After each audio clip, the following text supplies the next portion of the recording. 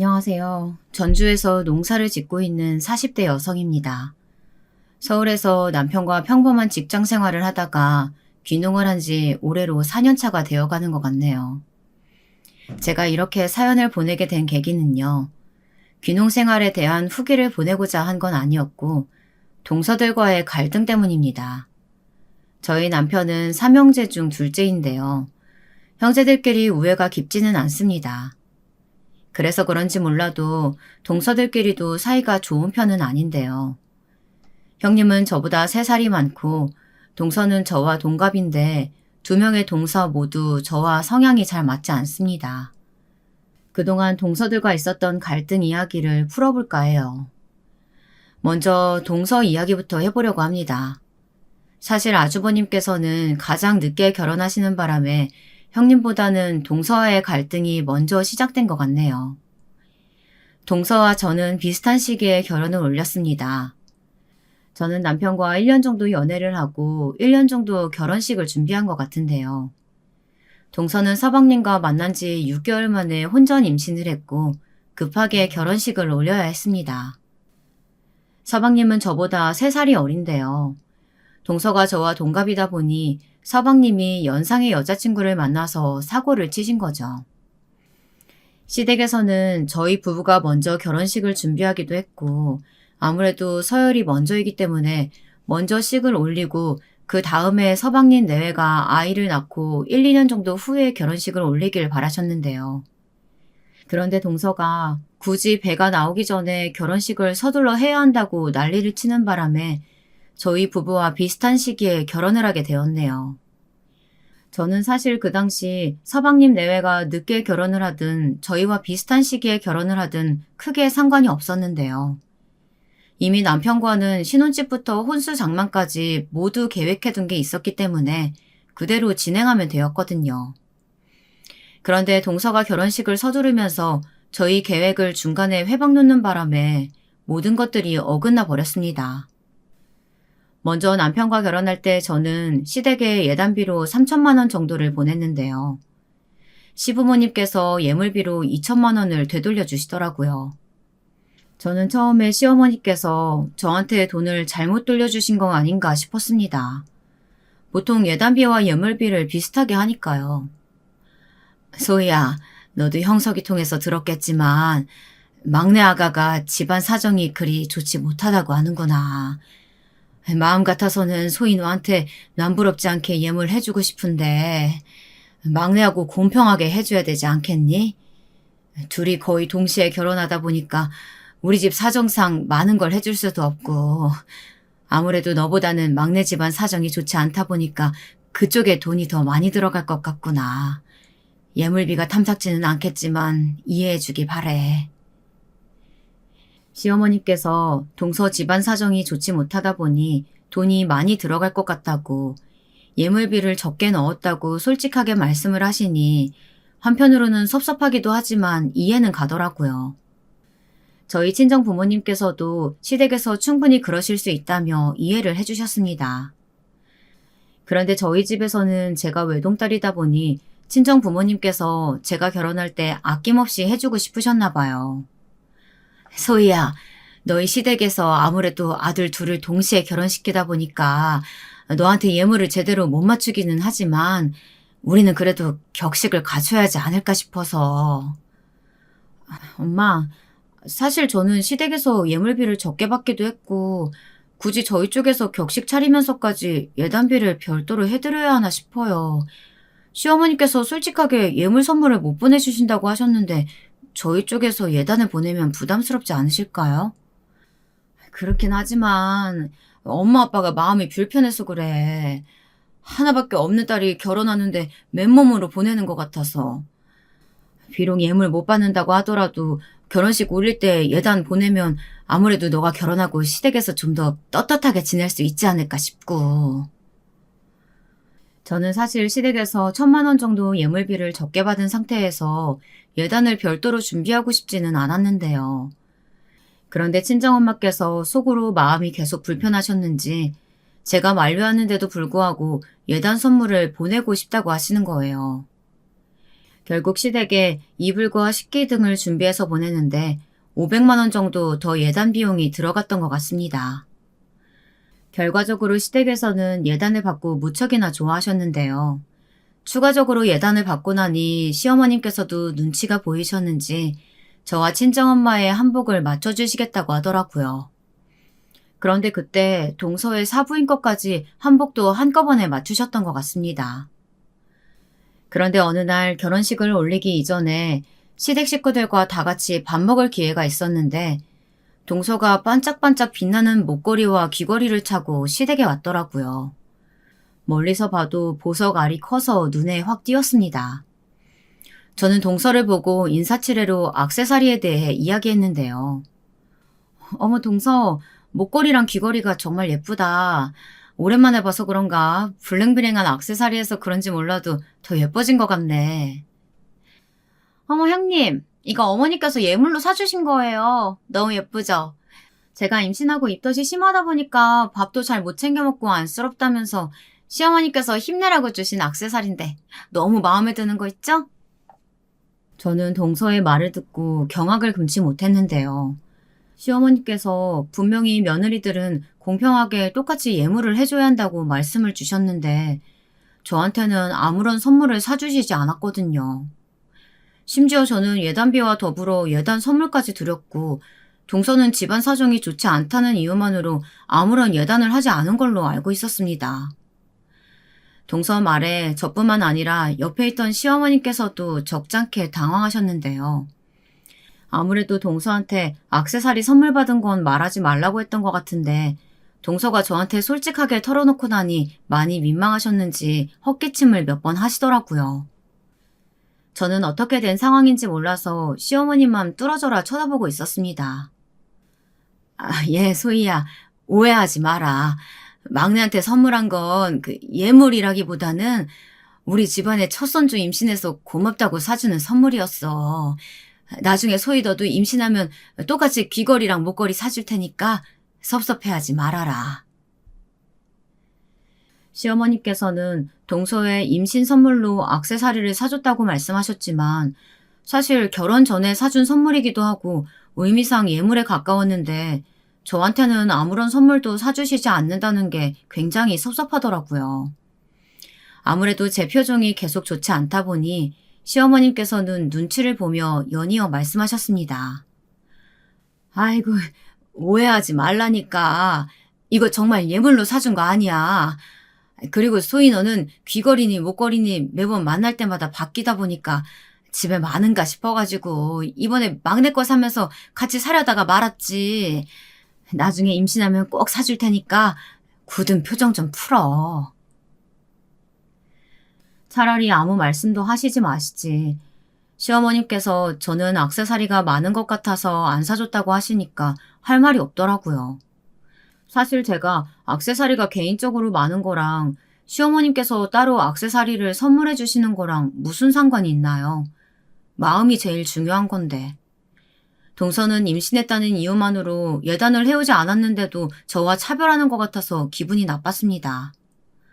네, 어머니. 그런데 속상하기는 하네요. 저희 친정엄마께서 격식을 차려야 한다고 굳이 말씀 주셔서 이불, 식기, 그리고 어머님 밍크코트까지 예단 선물로 보냈는데 저는 액세서리는 둘째치고 아무런 선물도 못 받았으니 말이에요. 솔직히 어머님께 섭섭하네요. 저는 원래 솔직한 성격이기도 하고 그때 그 자리에서는 기분 나쁜 걸 차마 숨길 수가 없어서 그대로 시어머님께 섭섭하다고 말씀드렸습니다. 그런데 그때 동서가 가만히 있으면 중간이라도 갈 텐데 시어머님과 대화를 나누는데 끼어들어서 제 속을 뒤집어 놓더라고요. 형님, 제가 비록 예단은 돈으로 준비하지 못했지만 임신을 했잖아요. 이 집안의 대를 이을 첫 손주를 임신한 건데 돈으로 가치를 매길 수가 있나요? 임신이 최고의 예단 선물이죠. 어머님, 아버님께서도 아들이 셋인데 여태까지 얼마나 손주를 기다리셨겠어요. 손꼽아 기다린 손주가 태어나는데 저한테 액세서리 선물해 주실 수도 있는 거죠. 그거 가지고 밴댕이 소갈딱지처럼 삐지지 마세요. 이런 상황이면 누구나 다 저처럼 시어머님께 섭섭할 수 있는 거 아닌가요? 동서가 저를 한순간 밴댕이 소갈딱지로 속 좁은 사람으로 만들어버리니 화가 나더라고요. 동서 말이 너무 어이가 없어서 잠시 할 말을 잃은 사이에 시어머니께서 갑자기 주제를 바꿔 결혼식 이야기를 하셨습니다. 그래, 소희야. 막내 말처럼 너무 삐지지 마. 그리고 생각해보니까 너네 결혼식 날짜가 한 달 반 정도밖에 차이가 안 나던데. 그러지 말고 너랑 형석이가 예약한 결혼식장에서 막내 내외랑 같이 함께 결혼식 올리는 건 어떻겠니? 시어머님께서 서방님 내외와의 동반 결혼식 이야기를 하시는데 정말 기겁을 했습니다. 이미 저희 부부 결혼식에 맞춰서 식장 크기부터 하객 수까지 고려해서 모두 예약을 완료했는데 동반 결혼식을 올리게 되면 예약을 취소하고 처음부터 다시 해야 했으니까요. 어머님, 그건 어려울 것 같아요. 처음부터 서방님 내외랑 같이 함께 결혼식 올리는 걸로 이야기가 오간 것도 아니고 이미 식장이 예약되어 있는 걸 취소하게 되면 위약금을 물어야 해서요. 저희 부모님께서도 저희만 결혼식 올리는 걸로 친척분들 초대하셨을 텐데 저희 집 입장을 봐서라도 그것만큼은 원래대로 진행하는 것으로 이해해 주셨으면 좋겠어요. 저는 굳이 위약금을 물면서까지 동반 결혼식을 올리고 싶지 않아 시어머님께 싫다고 말씀드렸는데요. 동반 결혼식에 대한 의견은 동서가 처음 이야기를 꺼낸 것인지 시어머님의 말에 덧붙여 동서가 저를 설득하더군요. 형님, 저희랑 같이 결혼식 올리면 돈도 반으로 나눠서 지불하고 얼마나 좋아요. 그러지 마시고 함께 결혼식 올리는 게 어떠세요? 알고 보니 동서가 애초에 예약했던 결혼식장은 아무래도 예산이 모자르다 보니 낡고 허름한 곳이었는데요. 저희 부부가 생긴 지 얼마 안 된 깨끗하고 예쁜 예식장에서 결혼식을 올린다고 하니 부러웠는지 동서가 시어머님을 꼬드겨 저한테 동반 결혼식을 올릴 수 있도록 사전에 이야기를 해놓은 거였더라고요. 차라리 솔직하게 털어놓았다면 생각이라도 해봤을 텐데 시어머님을 중간에 앞세워서 저한테 이야기한 동서가 얄밉고 싫었습니다. 막내 얘가 가만 보면 알뜰살뜰하지 뭐니. 결혼식 2번 올리게 되면 쓸데없이 돈 많이 쓴다면서 자기네들은 상관없으니까 형님들하고 함께 결혼식 올려도 좋다고 하더라. 너랑 동갑인데 어찌나 생각이 깊던지 차마 나도 생각하지 못했던 부분을 먼저 이야기해 주더라. 동반 결혼식을 하고자 제안한 게 뭐가 그리 생각이 깊은 건지 전혀 공감할 수가 없었는데요. 시어머님께서는 동서가 하는 말이면 뭐든지 긍정적으로 받아들이시고 뭘 하든 다 예뻐 보이시는 것 같더라고요. 그런데 저는 이래나 저래나 동서와 함께 결혼식을 올리고 싶은 마음이 손톱만큼도 없었고 다시 한번 시어머님께 정중하게 거절했습니다.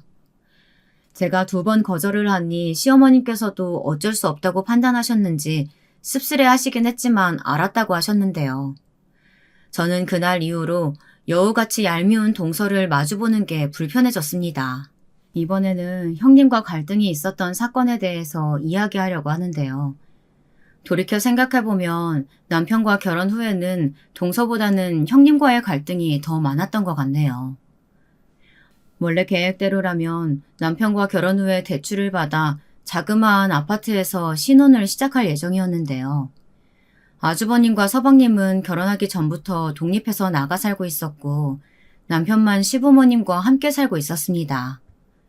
그러다 보니 남편까지 결혼해서 나가 산다고 하니까 시부모님께서 아들 셋이 모두 나가 산다고 생각하니 적적하실 게 우려가 되셨는지 저희 부부한테 결혼하고 2년간만 시댁에서 함께 사는 게 어떻겠냐고 하시더라고요.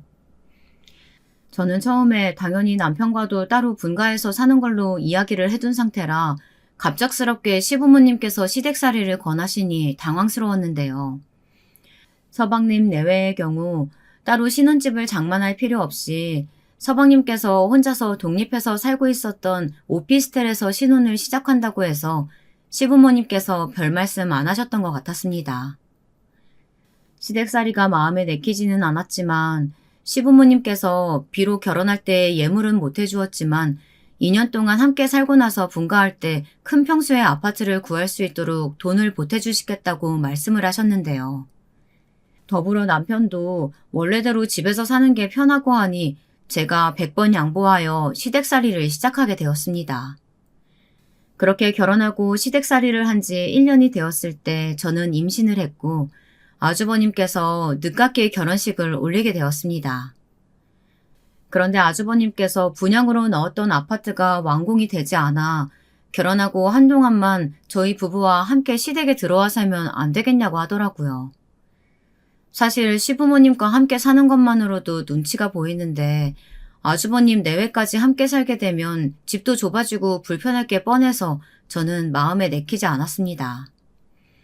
그런데 제 의사와는 달리 시부모님께서 결정을 내리셔야 했고 가족이 많아지면 북적대고 좋을 것 같다면서 아주버님 내외도 함께 당분간만 시댁에서 사는 걸로 허락을 해주셨죠. 그렇게 저는 벼랑간 형님과 함께 살게 되었는데요. 그 당시 제가 임신 중이었기 때문에 시어머님께서 형님에게 미리 말씀을 해주시더라고요. 큰애야, 아무래도 둘째가 임신한 몸이다 보니 움직이는 게 불편할 테니까 네가 많이 도와줘야 한다. 그래야 나중에 네가 임신했을 때 둘째가 많이 도와줄 테니까 동서지간끼리 사이좋게 잘 지내야 한다. 시어머님께서는 동사지간끼리 사이좋게 지내야 한다면서 형님에게 임신한 저를 잘 도와주라고 신신당부해 주셨는데요. 그 자리에서 형님은 알았다면서 대답만 잘하고 그 이후에 행동을 다르게 보여주었습니다. 시부모님께서 보통 아침을 빨리 드시는 편이었기 때문에 새벽 6시쯤 일어나서 아침 식사 준비를 했는데요. 형님이 아침잠이 많다며 아침 식사는 저한테 모두 일임하고 심지어 본인은 밥이 아니라 토스트에 커피를 마신다면서 저한테 빵을 구워달라고 요청하더라고요. 어느새 아침마다 시부모님께서 드실 밥과 함께 형님이 먹을 빵까지 굽고 있는데 제가 왜 형님한테까지 시집살이를 당하고 있어야 하나 싶었습니다. 그리고 형님은 좋게 말하면 털털하고 나쁘게 말하면 더러웠는데요. 저는 냄새에 굉장히 민감한 편이었고 주변이 더러운 걸 잘 지켜보지 못하는 성격이었습니다. 시댁에 들어오고 나서부터는 제가 아무래도 며느리이다 보니까 집안 청소를 맡아서 하게 되었는데 평상시처럼 청소를 하려는데 아주버님 내외가 머무는 방만 빼놓고 청소하기가 좀 그렇더라고요. 그래서 청소한 김에 아주버님네 방도 함께 청소를 하는데 방바닥에 휴지 조각이 굴러다니는 건 기본이고 베개 밑에 면봉이 들어가 있거나 입고 난 양말이 뒤집혀져서 방 한 구석에 놓여져 있었습니다. 그리고 무엇보다 방 청소를 하는데 침대 속에서 쓰고 버린 콘돔이 나오더라고요. 그걸 보는데 오바이트가 나오는 줄 알았습니다. 형님은 제가 방 청소를 직접 하는 걸 뻔히 알고 있었는데요. 그걸 알면서도 부부관계를 하고 난 흔적을 침대에 남기고 청소를 일체 하지 않으니 미칠 노릇이었습니다. 그 외에도 화장실 청소를 하는데 형님이 생리대를 그대로 펼쳐놓고 휴지통에 버리는 바람에 피범벅이 되어서 더럽기도 하고 피비린내가 나서 혼났습니다. 제가 유난인지는 모르겠지만 어려서부터 피를 보거나 피비린내를 맡으면 오바이트를 하는 경향이 있었거든요. 함께 사용하는 화장실을 매너 없이 더럽게 사용하는 형님과 도저히 함께 살 수 없을 것 같았습니다. 이런저런 상황에 대해서 남편에게 털어놓았는데요. 남편도 형님의 생활 습관이 더럽다면서 학을 떼더라고요. 우리 가족이라 흉보기가 좀 그렇긴 하지만 형수님이 잘 씻지도 않아서 매일같이 머리가 항상 떡져 있는 거 보면 정말 더럽긴 하더라. 그리고 소파 거실에서 어린아이처럼 과자 먹으면서 다 흘리는데 내 동생 같았으면 머리 한 대 쥐어받고 싶었다고 몇 번이나 생각했다니까. 남편도 저처럼 형님의 행동이 더럽다고 생각을 했고 저를 도와 집안일을 일체 하지 않는 게 화가 났는지 형님에게 이야기하더라고요. 형수님, 함께 살면서 집안일 같은 건 저희 아내랑 나눠서 해야 하지 않을까요? 심지어 저희 아내가 방까지 치워주는 것 같던데 그건 아니지 않나 싶어서요. 자기 방은 자기가 치워야지. 여기가 호텔방도 아니고 항상 더럽히기만 하시는지 모르겠네요. 남편은 대놓고 형님에게 방을 치우라며 말을 했는데요. 저 같으면 민망했을 것 같은데 형님은 아무렇지 않게 말하더라고요. 서방님, 저는 동서한테 저희 방 치워달라고 말한 적 한 번도 없는데요. 동서가 좋아서 방 치우는 걸 가지고 왜 저한테 뭐라고 하시는지 모르겠네요. 당연히 방은 각자 치워야죠. 저희가 방을 더럽게 쓰든 어떻든 간에 신경 안 쓰면 될 일 가지고 이렇게 얘기하시니 어이가 없네요. 형님은 도리어 남편이 하는 말에 기분이 나쁘다며 내색을 했고, 어떻게 보면 형님 말대로 방을 더럽게 쓰든 어떻든 그냥 내버려두면 될 것을 제 성격에 청소를 해줘서 이 사달이 난 것 같아 남편에게 그만 대꾸하라며 손사래를 쳤습니다. 이렇게 형님과 친하게 지내지 못하는 걸 시어머니께서도 눈치를 챘는지 어느 날은 시어머님께서 저를 밖으로 따로 불러내시더라고요. 그리고 임산부가 잘 먹어야 한다면서 소고기를 사주시면서 말씀하셨습니다. 둘째야, 아무래도 큰애하고 함께 살다 보니까 힘든 일이 많지. 나도 너희랑 살 때가 더 좋았던 것 같은데 가족이 많다고 해서 좋은 건 아니더구나. 네가 집안일 한다고 고생 많은데 내가 해줄 수 있는 건 많지 않고 미안하구나. 첫째 내가 두세 달만 있으면 분양받은 집이 완공된다고 하니까 조금만 더 버티고 함께 살자꾸나. 시어머님께서는 제가 힘들까봐 따로 불러내어 위로를 해주셨는데요. 한때 시어머님께서 동서만 이뻐하고 차별하는 것 같아서 섭섭했었는데 시어머님과 함께 살다 보니 미운 정, 고운 정이 이렇게 들어서 저를 챙겨주시니 감사하더라고요. 그리고 시어머님께서 저를 직접 달래주시니 형님과의 생활을 조금만 더 참아보기로 결심했습니다. 그런데 얼마 지나지 않아 말하기도 민망한 이야기를 형님이 저랑 단둘이 있을 때 물어보더라고요. 동서, 나 정말 궁금해서 물어보는 건데 서방님하고 관계는 자주 하는 거야? 저는 형님이 무슨 의도를 가지고 저한테 그런 이야기를 물어보는 것인지 이해가 안 갔는데요. 대꾸를 아예 안 하려다가 대충 둘러댔습니다. 네, 자주 하는데 그런 건 왜 물어보시는 건데요? 임신해서 배가 그렇게 나왔는데도 성욕이 생기는 거구나. 그나저나 동서는 잘생기고 몸 좋은 남자랑 관계해서 좋겠네. 사실 저희 남편이 잘생긴 얼굴인데다가 어려서부터 운동을 해서 어깨가 넓고 몸이 다부지긴 했는데요. 그런 남편을 두고서 그런 선 넘는 이야기를 하는 형님이 더러운 걸 떠나서 이상해 보이기까지 하더라고요. 형님의 말을 생각할수록 어이가 없고 기분이 나빠서 남편에게 이야기를 하니 남편도 형님이 변태가 아니냐면서 도저히 함께 살기 어려울 것 같다고 이야기했습니다. 아주버님께서는 형님이 이렇게 선 넘는 발언을 하고 있는 걸 아시는 건지 모르시는 건지 나몰라라 하셨는데요. 아주버님이 보살 성격을 가지고 있어서 그런지 몰라도 형님이 어떤 행동을 하든 어떤 말을 하든 다 이해하고 화를 내지 않는 것 같더라고요. 그러다 보니 남편이 저를 대신해 아주버님께도 여러 번 형님의 행동에 주의를 달라며 이야기했는데도 전혀 고쳐지지 않았습니다. 이러다 보니 저는 곧 출산을 해야 하는 만삭의 몸이었는데 더러운 형님 때문에 냄새에 예민해져서 입덧까지 하게 됐는데요. 형님과 함께 시댁에서 살았던 6개월 동안 정말이지 온갖 스트레스를 다 받았던 것 같습니다. 이렇게 저는 형님과 동서의 각기 다른 에피소드로 갈등이 있었고 사이가 그닥 좋지 않았습니다. 그러던 와중에 제 인생에 큰 변화가 찾아왔는데요. 친정 부모님께서는 시골에서 농사를 짓고 계셨는데 친정 엄마께서 갑작스럽게 유방암 3기 진단을 받게 되었습니다. 시골에 거주하셨기 때문에 병원 진료가 쉽지 않았고 서울에 있는 큰 대학병원에 입원해 수술을 받고 항암 치료를 받으셨는데요. 다행히 유방암이 완치는 되셨지만 나중에 재발될 가능성이 있는 상태였습니다. 사실 저는 성인이 되고 나서부터 전주에 있는 친정집을 나와 서울에서 생활한 지 15년이 넘은 상태였는데요. 친정 엄마가 아프시고 나니 부모님과 함께 떨어져 지냈던 시간들이 너무 아쉽더라고요. 그래서 한동안은 친정 엄마 옆에서 살고 싶다는 생각이 들었습니다. 현실적으로 남편과 서울에서 직장 생활을 하고 있었기 때문에 어려울 것이라고는 생각했는데요. 이런 제 생각을 남편에게 가볍게 이야기를 꺼냈는데 너무나도 고맙게도 원래 다니던 직장 생활을 청산하고 친정 부모님 곁에서 귀농하여 살아보는 건 어떻겠느냐고 남편이 먼저 제안을 해주었습니다. 그리고 딸 하나, 아들 하나, 아이들이 있었는데 도시 생활보다는 시골 생활을 하면서 자연 환경에 노출시켜줄 수 있어 귀농 생활이 나쁘지 않겠다는 생각이 들더라고요. 그래서 남편과 오랜 상의 끝에 친정 부모님께서 하시던 농사일을 그대로 넘겨받아 귀농을 하기로 결심했습니다. 처음 시골에 아이들을 데리고 왔을 때는 모든 것들이 막막하기만 했는데요.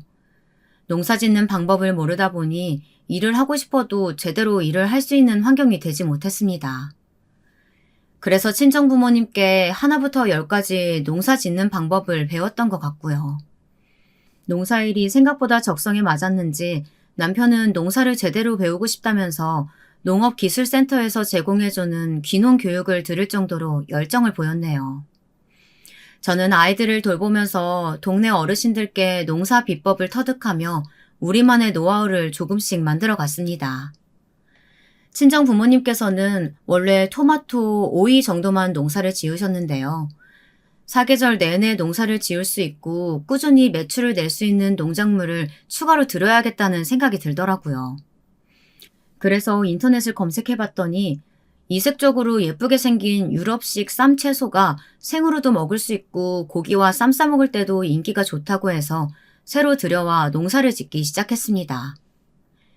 결과적으로는 쌈채소 농사에 성공했는데요. 주변 어르신들께서는 쌈채소 팔아봤자 얼마 안 남는다고 하셨는데 예상외로 전국에서 주문이 물밀듯 많이 들어왔습니다. 그도 그럴 것이 남편이 머리를 써서 온라인 라이브 방송을 활용해서 저희가 직접 농사지은 농작물을 홍보하기 시작했는데요. 시간이 흐를수록 점차 홍보 효과가 났는지 저희 온라인 라이브 방송을 보는 고객 숫자도 우후죽순으로 늘어났어요. 심지어 홈쇼핑에서도 저희 농장의 쌈채소를 판매하고 싶다고 연락이 오더라고요. 기회가 왔을 때 무조건 잡아야 한다는 생각에 남편과 저는 직원들을 추가로 고용해 쌈채소를 온라인상에서 언제 어디서든 실시간으로 구매할 수 있는 유통 구조를 만들었습니다. 그러다 보니 굳이 오프라인상에서 영업활동을 하지 않더라도 온라인에서 넘치는 양의 주문을 받을 수 있었고 말 그대로 농산물 사업이 초대박이 났네요.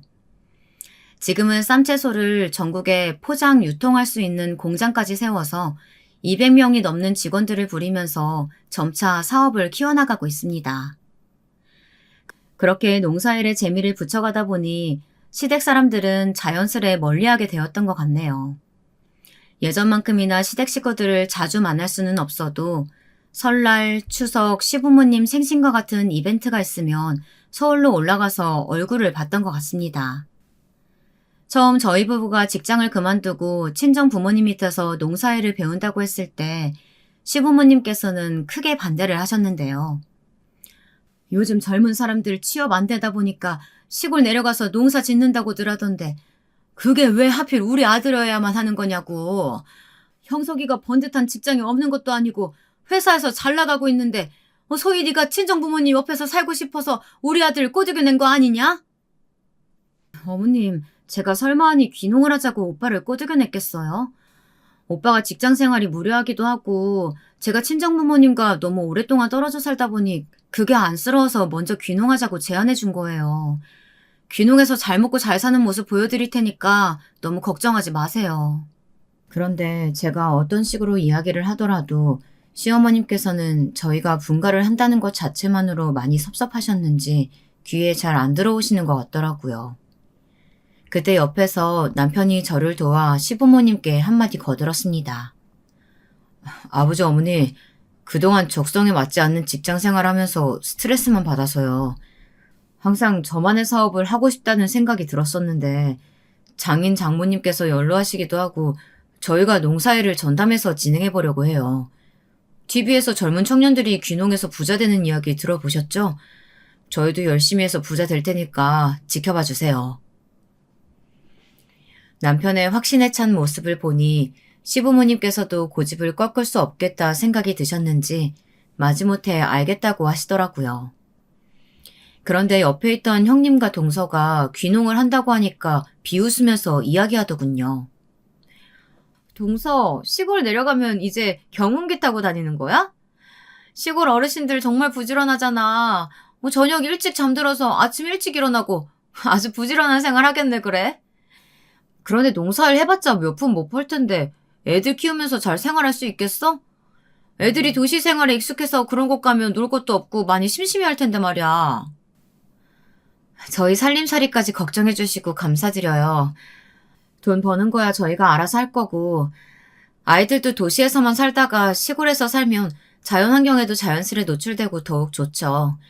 도시에 있으면서 경험하지 못할 것들을 시골에 내려와서 살면 마음껏 경험할 수 있으니까 얼마나 좋아요. 형님, 시골 내려가시면 자주 못 뵈서 어떡해요? 그나저나 안 그래도 피부 까무잡잡한데 시골 내려가서 농사 지으면 얼굴 더 까맣게 돼서 까마귀 되시겠어요. 제가 형님 피부 타지 않도록 선크림 좀 넉넉하게 챙겨드려야겠네. 동서는 별 걱정을 다 한다. 내 피부는 내가 알아서 챙길 테니까 동서 얼굴에나 선크림 잔뜩 바르고 다녀. 동서 얼굴도 피부 하얀 편은 아니라서 신경 잘 써야 할 것 같은데 괜히 나까지 신경 써주지 말고 동서 코가 석자인 것 같으니까 잘 챙겨. 형님과 동서는 번갈아 가면서 제가 시골에 내려간다고 하자 걱정하는 척을 했는데요. 은근 시골 사람이 된다는 것을 우습게 보는 것 같아서 기분이 나빴습니다. 아무래도 저희 가족이 시부모님과 함께 살다 보니 아주버님, 서방님 내외를 자주 만날 일이 많았는데요. 이제는 시골에 살아서 얼굴을 자주 맞이하지 않게 되니 참 좋더라고요. 그런데 최근 시어머님 생신이 다가와 시댁 식구들을 만날 기회가 생겼습니다. 하필 시어머님 생신 날짜가 한참 농작물을 수확할 때라서 바쁠 때더라고요.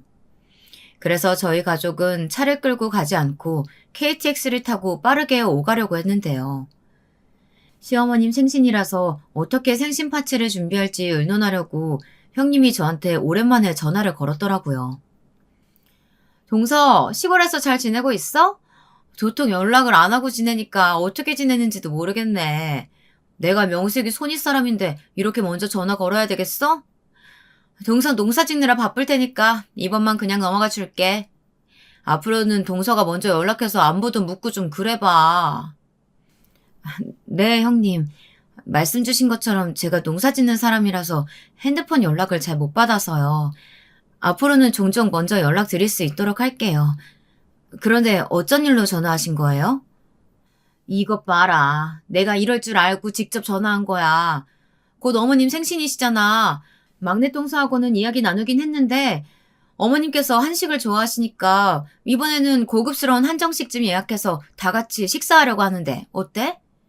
올 때 뭐 타고 올 거야? 경운기 타고 오면 시간 꽤 한참 걸릴 텐데 그 전날에 출발해야겠네. 형님은 시골에 사는 사람이면 무조건 경운기를 타는 줄 알고 있는지 예전에도 저한테 경운기 타고 다니냐면서 놀리더니 이번에도 전주에서 서울까지 경운기 타고 올 거냐면서 비웃더라고요. 어린애도 아니고 본인 나름대로는 재미있으라고 이야기한 거겠지만 저는 하나도 웃기지 않고 기분만 상했습니다. 형님, 저희 경운기를 가끔 타기는 하지만 그걸 타고 어떻게 서울까지 갈 수 있겠어요. 이번에는 KTX 타고 다 같이 이동하려고 해요. 안 그래도 어머님 생신 다가오고 있어서 형님께 전화한 거 보고 그것 때문에 연락하셨구나 싶었네요. 한정식집 좋죠. 저희야 어디든 상관없으니까 다른 시댁 식구들 편하신 대로 예약하시면 될 것 같아요. 그럼 동서가 한정식집 좀 검색해서 예약해줘. 그거 부탁하려고 전화한 거야. 농사일로 바쁘더라도 그 정도는 해줄 수 있지? 지난해에는 막내 동서가 식당 예약했으니까 이번에는 동서가 하는 게 좋을 것 같아서. 형님은 결혼할 때부터 직장을 그만둬서 아무런 일도 하지 않는 백수였는데요. 친정집이 돈이 많아서 결혼하고 나서도 친정 부모님께 용돈을 타서 생활하고 있는 것 같았습니다. 물론 아주버님께서 직장 생활을 하고 있기는 했지만 형님이 씀씀이가 크다 보니 아주버님 월급으로는 감당하기 어려운 것 같아 보이더라고요. 아주버님이 경기도에 분양이 되어서 그 집으로 들어가는 것으로 예정이 되어 있었는데요. 거주 지역이 경기도라는 것이 마음에 안 들었는지 저희와 함께 시댁에서 머물다가 친정 부모님의 도움을 받아 강남으로 이사를 갔었습니다. 본인은 아무런 일도 안 하면서 부모님 덕에 강남에 살면서 허세만 잔뜩 부리더라고요. 사실 형님은 동서들 중에서 가장 시간적으로 여유가 많았는데요. 굳이 집안 서열을 따져서 시댁 행사가 있으면 막내 동서나 저한테 일을 시키고 본인은 손 하나 까딱하지 않더라고요. 이번에도 제가 농사일로 한참 바쁘다는 걸 알면서도 저한테 식당을 예약하라고 하니 기분이 언짢았습니다. 그래도 형님이니 어쩔 수 있나요? 시키는 대로 제가 예약을 하는 수밖에요. 네, 형님. 제가 고급스러운 한정식집 알아보고 미리 예약해 둘게요. 그럼 어머님 생신날에 식당에서 바로 만나면 되겠네요. 죄송하지만 제가 농사일로 좀 바빠서요. 지금 한참 농작물 수확할 때라 이만 전화 끊을게요. 저는 형님과 길게 통화를 하기 싫어서 농사일이 바쁘다는 핑계로 전화를 끊어버렸습니다. 그런데 잠시 후에 동서에게서 연이어 전화가 오더라고요. 안 그래도 형님과 통화를 하고 나서 기분이 안 좋았는데 동서와 다시 통화를 나누려니 머리가 지끈거렸던 것 같습니다. 동서, 무슨 일로 전화를 다 했어? 안 그래도 좀 전에 형님하고 통화했고 어머님 생신 파티 준비로 식당은 내가 예약하기로 했어. 다 알고 있어요. 제가 형님보다는 큰형님하고 더 친하잖아요. 형님, 그나저나 경운기 타고 서울로 올라오신다면서요? 그 얘기 듣고 깜짝 놀라서 연락드려봤어요. 날도 더운데 거리도 있고 어떻게 경운기 타고 오신다는 건지 농담인 거죠? 저는 동서가 무슨 똥단지 같은 소리를 하고 있는가 싶었는데요. 형님한테 분명히 KTX를 타고 간다고 말해두었는데 둘이서 어떤 대화를 나눴는지 이상한 소리를 해대더라고요. 그리고 아무리 시골 생활을 하지 않아서 잘 모른다고 하더라도 경운기 속도가 얼마나 느린데 서울까지 타고 갈 수 있다고 생각을 했을까요? 동서, 큰형님한테는 무슨 이야기를 어떻게 들었는지 몰라도 우리는 이번에 KTX 타고 갈 거니까 그렇게 알아도. 그것 때문에 전화한 거라면 바빠서 끊을게. 형님, 왜 이렇게 급하게 전화를 끊으세요? 식당 예약하는 것 때문에 연락드린 거예요. 큰형님하고는 이야기 나눴는데 이번에 식당 예약부터 계산까지 형님네가 다 하시고 저희가 대신에 어머님 생신 선물 준비하려고 하는데 어떠세요? 큰형님께서 이 얘기도 하려고 했는데 형님께서 농사일 때문에 바쁘다고 전화를 끊으셨다고 하더라고요. 그리고 식당은 제가 알아본 곳이 있으니까 그쪽으로 전화하셔서 예약하시면 돼요. 시어머님 생신 선물이야 각자 집안에서 알아서 하면 되는 것인데 왜 저희 집에서 모든 식비를 감당해야 하는 것인지 이해가 안 가더라고요. 그리고 나중에 알고 보니 동서가 알아봤다고 한 한정식은 가장 저렴한 코스가 20만 원인 초특급 고급 식당이었는데요. 시댁 식구가 다 함께 모이게 되면 꽤 인원수가 많은데 그렇게 비싼 고급 식당을 예약하라고 저한테 굳이 알려준 걸 보면 형님과 동서가 둘이서 짜고 저를 골탕 먹이려고 했던 것 같네요. 동서도 형님과 같이 강남에 거주하고 있었는데요. 서방님께서 3번 정도 사업에 실패하고 마지막으로 도전하신 애견용품 사업이 성공하면서 돈을 많이 벌었는지 강남으로 이사를 간다고 하더라고요. 시어머님께 듣기로는 늦게 배운 도둑이 날 새는 줄 모른다고 동서 집안 형편이 좋지 않다 보니 알뜰하게 살아왔던 습관이 있어서 결혼하고 나서도 돈을 절약하는 것처럼 보였는데 서방님이 사업 성공으로 돈을 많이 벌다 보니 형님처럼 돈을 펑펑 쓰고 다닌다고 하더라고요. 그리고 강남으로 이사를 갈 정도는 아닌데 월세를 내면서까지 강남으로 이사를 갔다고 합니다. 원래부터 동서가 형님과 성향이 비슷했는데요. 동서가 형님에 이어 강남으로 이사를 가고 나니 급격하게 친해진 것 같았습니다. 둘이서 짝짝꿍이 잘 맞았는지 시어머님 생신 파티를 계기로 저를 골탕 먹인 것 같았습니다. 동서, 생신 선물이야 각자 집안에서 성의껏 하면 되는 거고 식비는 그동안 그래왔듯이 서로 나눠서 내면 되지 않을까 싶은데 이런 얘기는 동서들끼리 셋이서 이야기 나누고 의논해야 하는데 큰형님하고 둘이서만 이야기하고 나한테 통보하는 것 같아서 기분이 나쁘네. 형님이 농사일로 바쁘시다고 전화도 잘 안 받으시니까 이렇게 된 거죠. 저는 잘 모르겠어요. 이렇게 하자고 한 건 큰형님 뜻이니까 형님께서 기분 나쁘시거나 그렇게 하고 싶지 않으시면 큰형님한테 따로 연락해보세요. 그럼 저는 할 얘기 다 전달했으니까 전화 끊을게요. 동서는 본인 할 말만 홀라당하고 전화를 끊어버렸고 저는 기분이 너무 나빠서 핸드폰을 손에 들고 한동안 멍을 때리고 있었습니다. 형님한테 다시 전화를 걸어 따질까 싶다가 이런저런 시덥지 않은 잔소리만 해댈 것 같아서 말았습니다. 그리고 이왕 이렇게 된 거 그동안 저희 집이 시골에서 산다고 무시했던 형님과 동서한테 본때를 보여줘야겠다 싶더라고요. 사실 저희 집에는 차가 2대가 있었는데요. 하나는 편하게 막 타고 다니는 국산차였고 다른 하나는 5억짜리 외제차였습니다. 지난해 연매출이 200억을 달성하면서 사업이 초고속으로 성장하고 있어 그 기념으로 외제차를 한 대 뽑았습니다. 제 평생 5억짜리 외제차를 타볼 수 있을 거라고는 상상조차 못했었는데요. 어르신들은 시골에서 무슨 비싼 외제차를 끌고 다니냐고 하시지만 저와 남편은 비싼 외제차를 타면서 더욱 사업을 열심히 해야겠다는 동기부여가 솟구치더라고요. 사실 서울까지 외제차를 끌고 가면 시댁 식구들한테 괜히 허세를 부리는 것 같아서 KTX를 타려고 했던 건데요. 형님과 동서의 코를 납작하게 해주기 위해서라도 경운기가 아닌 외제차를 끌고 가기로 마음먹었습니다. 그리고 이왕 식비도 저희 집에서 내기로 한 거 통 크게 시어머님 선물도 다른 동서들보다는 값비싼 선물로 준비해야겠다 싶어서 명품 가방을 구매했습니다. 얼마 지나지 않아 시어머님 생신 당일이 되었고 저는 아이들을 데리고 5억짜리 외제차를 끌고 서울로 올라갔는데요. 저희가 거리가 있다 보니 아침 일찍 출발해서 그런지 식당에 제일 먼저 도착했더라고요. 식당 앞에 차를 주차해두고 안으로 들어가 시댁 식구들을 기다리고 있었습니다. 모든 식구들이 도착했는데 아무래도 저희 식구를 오랜만에 만나다 보니 농사일은 잘 되어가냐며 안부를 먼저 묻더군요. 소희야, 아유 우리 둘째 정말 오랜만에 보는구나. 그동안 농사일 하느라 고생해서 그런지 우리 형석이도 그렇고 둘 다 얼굴이 빼빼 말랐네. 식당 오는 길에 막내한테 들었다.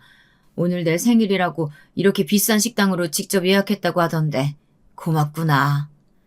고맙기는요. 당연히 해야 할 일을 한 건데요. 어머니 생신인데 이 정도는 해드려야죠. 저희가 귀농하고 사업이 잘 돼서 가족들한테 이렇게 한 번쯤은 제대로 베풀고 싶었네요. 저는 그동안 저희 사업이 얼마나 잘 되고 있는지 시댁 식구들에게 단 한 번도 이야기한 적이 없었는데요. 굳이 허세를 부리고 싶지 않아서 말을 하지 않았던 거였는데 형님과 동서 얼굴을 보니 괜시리 자랑을 하고 싶어지더라고요. 동서, 농사일을 해서 돈 벌어봐야 얼마나 벌겠어. 그나저나 어머님 말씀대로 농사일 하느라 힘들었는지 동서 얼굴이 말이 아니네. 까맣게 다 타서 피부가 다 벗겨질 것 같아. 이런 날 오면서 좀 꾸미고 오지 그랬어. 그러게요. 큰형님 말씀대로 형님 얼굴이 예전만 하지 못하게 돼서 어째요? 저희 남편도 사업 잘 되고 있는데 형님네는 농사일로 어느 정도 벌고 계신지 궁금하긴 하네요. 그래봤자 저희 남편보다는 못 벌 것 같긴 하지만요. 형님과 동서는 여전히 저희 집이 농사일을 한다며 무시를 했습니다. 저희 사업이 얼마나 잘 되고 있는지는 이따 식사하고 밖에 나갈 때 시골에서부터 끌고 온 차 보시면 자연스레 아시게 될 거예요. 오늘 차 끌고 왔나 보네? KTX 타고 온다 그랬잖아. 경운기 끌고 온 건 아니지? 형님은 다시금 질리지도 않는지 경운기를 타고 왔냐며 놀렸고 저는 형님 말을 무시하고 시어머님께 준비한 명품 가방을 전달해 드렸습니다. 어머님, 그동안 가방 하나 못 사드린 것 같아서 이번 생신을 맞이해서 명품 가방 하나 준비해봤어요. 마음에 드셨으면 좋겠네요. 시어머님께서는 명품 가방을 선물로 받고 입이 귀에 걸릴 정도로 좋아하셨는데요. 그 모습을 보니 돈이 꽤나 들긴 했지만 명품 가방을 준비하길 잘했다고 생각이 들더라고요. 그런데 제가 명품 가방을 준비해서 어머님께 드리자 형님과 동서 눈빛이 흔들리는 것을 볼 수 있었습니다. 형님, 이번에 어머니 선물로 힘 좀 쓰셨나 봐요? 명품 가방 사드릴 거면 진작에 저희한테 연락을 좀 주시지 그랬어요. 저희는 어머님께서 편하게 백화점 가서 쇼핑하시라고 백화점 상품권 준비했는데 괜히 비교되게 만들고 참 생각이 짧으신 것 같네요. 생각이 짧다고? 동서 말이 좀 심한 것 같네. 나한테 상의도 없이 이 식당으로 예약하라고 시키고 우리한테 식비 내라고 한 건 형님과 동서였잖아. 그러면서 어머님 선물은 둘이서 제대로 준비할 거니까 나한테 신경 쓰지 말라고 했잖아. 그래서 선물은 따로 준비하지 않으려고 하다가 그래도 격식은 갖춰야 할 것 같아서 명품 가방 준비한 건데 뭐가 문제야? 그때 동서간에 신경전을 벌이고 있으니 시어머님께서 불편하셨는지 헛기침을 몇 번 하셨는데요. 큰애 작은애 둘 다 그만둬라. 둘째가 내 생일이라고 멀리 시골에서부터 식당도 예약하고 선물까지 준비했는데 뭘 따지고 드는 거야. 둘째 정성을 보고 다들 좀 배워. 어떻게 하나같이 시부모님하고 가까이 살면서 옆에 있는 자식들이 멀리 떨어져 사는 자식보다 못하게 챙기는지 원. 아휴. 시어머님은 명품 가방 선물이 꽤나 마음에 드셨는지 제 편을 들면서 형님과 동서를 혼내시더라고요. 속으로 얼마나 통쾌했는지 모릅니다. 그리고 식사를 마치고 밖으로 다 같이 나왔는데요. 동서가 자신감 넘치는 표정으로 주차장으로 가더니 처음 보는 흰색 벤츠 차량 앞에 서서 이야기를 했습니다. 오늘 오랜만에 식구들 만난다고 오빠가 힘 좀 썼네요. 얼마 전에 벤츠 한 대 뽑았거든요, 어머니. 오늘 생신이신데 아버님하고 같이 벤츠 타고 강남 한 바퀴 드라이브 해보시는 건 어떠세요? 서방님 사업이 잘 된다고 하더니 동서네가 외제차를 한 대 뽑은 것 같더라고요. 사실 저는 외제차라고 하더라도 저희 차에 비하면 저렴한 차라서 속으로 비웃었는데요. 그때 형님이 동서를 의식하는 듯이 한마디 했습니다. 동서, 우리 집 차하고 똑같은 걸로 뽑았네? 지난번에 우리 집 차 보고 예쁘다고 타보고 싶다고 하더니만 부러워서 한 대 뽑은 거구나? 아무리 그래도 색깔까지 똑같은 걸로 사면 어떡해. 강남으로 이사 온 것도 그렇고 차까지 똑같은 걸로 사고 따라쟁이네. 따라쟁이라뇨. 형님네 차는 풀옵션이 아니잖아요. 저희 집은 풀옵션이라서 1억이 훨씬 넘어요. 엄밀히 따지면 형님네 차보다 훨씬 더 좋은 거죠. 형님과 동서는 도찐 개찐인 차를 가지고 서로 기싸움을 펼쳤는데요. 그놈의 차가 뭐 그리 중요하다고 서로 자존심을 부리는지 이해할 수가 없었습니다. 그런데 그때 형님이 갑자기 저를 쳐다보면서 시골에서부터 끌고 온 차가 어디 있냐고 물어보더라고요. 그나저나 동서는 사업이 얼마나 잘 됐는지 차를 보면 알 거라면서 도대체 어디 있는 거야? 저기 맨 끝에 주차돼 있는 저 구닥다리 검은색 차 끌고 와서는 사업 잘 된다고 자랑한 건 아니지? 형님은 바로 코앞에 저희 차를 두고서 굳이 멀리 주차되어 있는 허름한 차를 손으로 가리키며 저희 차가 맞는지 물어보더라고요. 설마 하니 코앞에 있는 5억짜리 외제차가 저희 차일 리 없다고 생각했었나 봐요. 형님, 설마 하니 저 허름한 차를 끌고 왔을 리가요. 형님 바로 앞에 있잖아요. 그래도 색은 맞추셨네요. 여기 앞에 있는 자그마치 5억짜리 검은색 외제차가 저희 차예요. 어머님, 동선의 차 타지 마시고 아버님하고 저희 차 타고 드라이브 하세요. 저희가 소화시킬 겸 이곳저곳 모시고 갈게요. 도무지 믿기지 않는 표정으로 멍을 때리고 있길래 차키로 차문을 열어 보여주었습니다. 그제야 제 말이 거짓이 아닌 걸 깨달았는지 형님과 동서 모두 민망한 표정으로 서 있었는데요. 형님, 이거 형님 차 맞아요? 형님네가 어떻게 이런 고급차를 타고 다녀요? 이거 웬만한 부자들 아니면 못 타는 차인데? 이걸 어떻게... 그런데 마침 그때 한식당 사장님께서 갑자기 나오시더니 저한테 인사를 건네시더라고요. 아이고, 이소희 대표님 아니세요? 안 그래도 저희가 대표님네 쌈채소를 납품받고 나서 손님들이 채소가 너무 싱싱하고 맛있다고 칭찬하시더라고요. 덕분에 손님들이 더 많이 찾아오고 계십니다. 직접 한번 뵙고 싶었는데 남편분하고 온라인 라이브 방송하시는 거 보고 낯이 익어서 계속 쳐다보고 있었네요.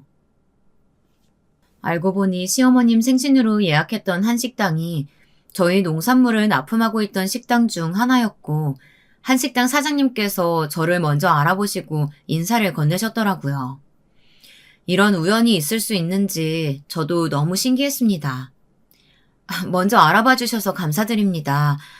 저희 쌈채소 덕분에 손님들이 더 많이 찾아오신다고 하니 뿌듯하고 좋네요. 앞으로도 더 다양하고 싱싱한 쌈채소 납품할 수 있도록 할게요. 저는 그렇게 사장님께 급하게 인사만 드리고 식구들에게 돌아왔는데요. 저희 사업이 잘 돼서 강남 한복판에 있는 한 식당까지 진출했었나 보네요. 워낙 거래처가 많아서 잘 몰랐는데 식당 사장님까지 저를 알아봐 주시고 몸둘 바를 모르겠어요.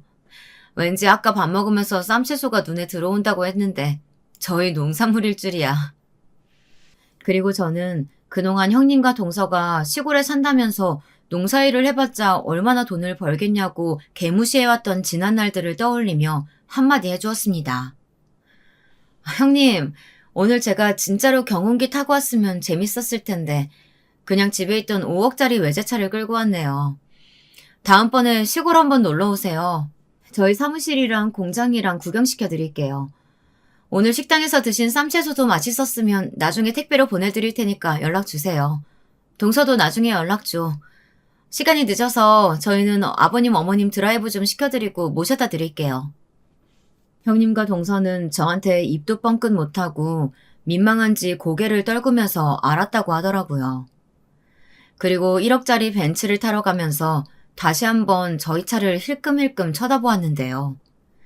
속으로 어찌나 통쾌하고 기분이 좋았는지 그동안 형님과 동서 때문에 쌓였던 스트레스가 한 방에 날아가는 기분이 들었습니다.